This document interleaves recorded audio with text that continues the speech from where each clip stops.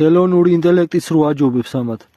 უნდა ერეოდეს თუ არა რელიგია სახელმწიფო მოწყობაში. რელიგიის ჩარევა საკითხი სახელმწიფო მოწყობაში რთული და მრავალმხრივ საკითხია, რომელზეც არ არსებობს ერთმნიშვნელოვანი პასუხი. არსებობს სხვადასხვა მოსაზრება, მიდგომა ამ საკითხის მიმართ. მოსაზრებები რელიგიის ჩარევის წინააღმდეგ სეკულარული სახელმწიფოს პრინციპი.